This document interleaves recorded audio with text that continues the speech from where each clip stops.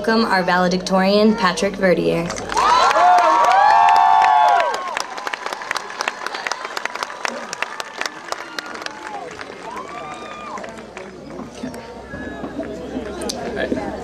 As I sat down to write my speech, I was playing with a bracelet on my wrist, a purple silly band, actually, in the form of a dog.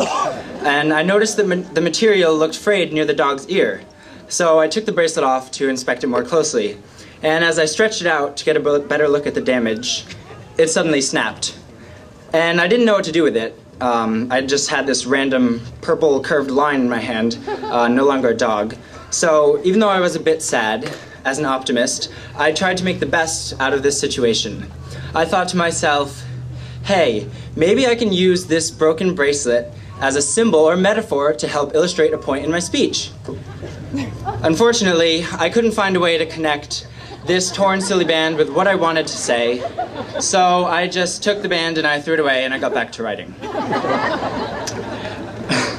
Now, as I've looked back over the past several years at all the graduations I've been to, all the speeches and songs and poems that I've heard, some of them have been serious, some light and humorous, some very political, but nearly all of them have mentioned the pains we've experienced with construction at the school, or the daily frustration of trudging up from Tucker Field up to the school at 7:30 in the morning and being late and having Mrs. Anelli yell at us, or that infamous bulldozer that smashed through a window in our freshman year.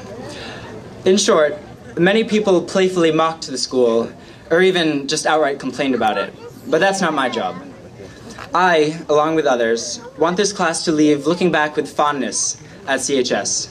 I love this school. For 720 days, or maybe more, over the past 4 years, it's been a second home to me and to all of us.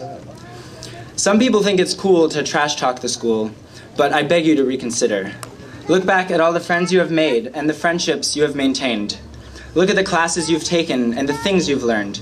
Perhaps you loathe math or history, but discovered a passion for writing or for biology. Look at the things you've done. Perhaps you've sung in the chorus, or in Mrs. Gould's ensemble, or played lacrosse, or participated in debate. Look at the time and effort you've devoted to the school and realize that Cumberland High has helped shape you into the person that you are today.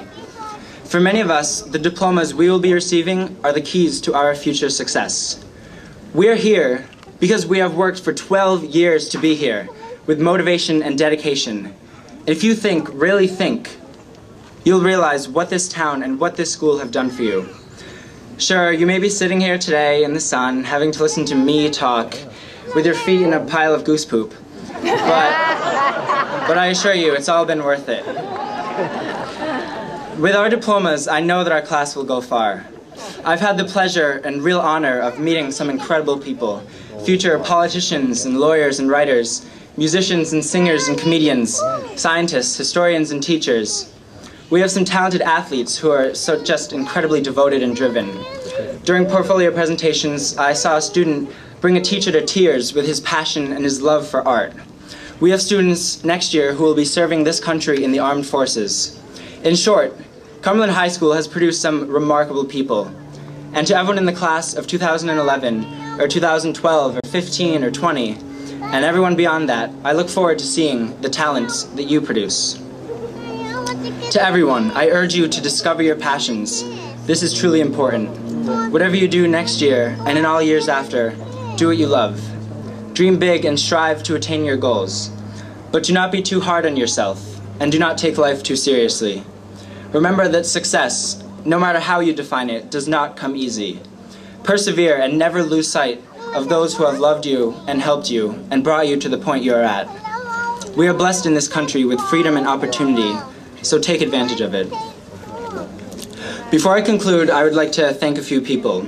First, thank you to everyone behind the scenes who made this graduation possible. Clearly, it was not an easy thing to do. There's a lot involved, so thank you to all of those. Thank you to my family, my parents especially, but also my grandparents, brothers, cousins, and everyone else, aunts and uncles, all of you guys, for loving, raising, and supporting me. And to my friends, I love you too. Thank you for making these past 4 years absolutely amazing.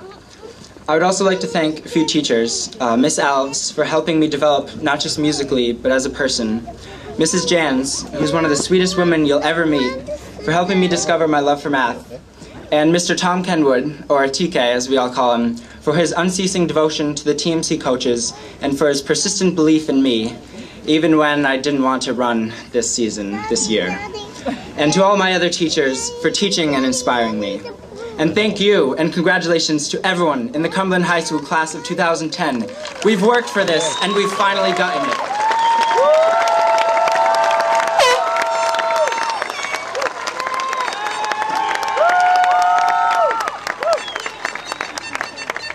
Sure, no one really knows what to call us. The class of 10, or 010, or 2010, or whatever, what have you. So perhaps we will live on in infamy as the first class to confuse just about everyone. A few days back, my friend Emily Yang, the Valedictorian, Emily, I love you and I'm so proud of you, she found some tips on composing a graduation speech.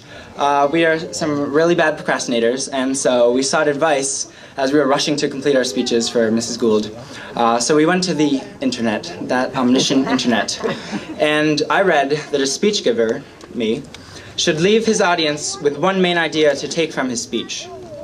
I suppose that I simply want to encourage in everyone here, parents, teachers, friends, you've heard it all, and the class of 2010, of course. I want to encourage in everyone an appreciation for what you have and an optimism for what lies ahead.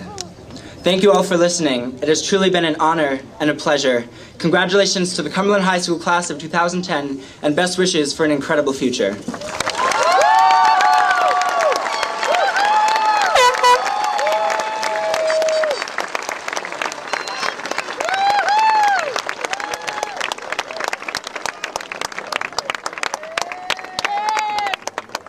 Thank you, Patrick.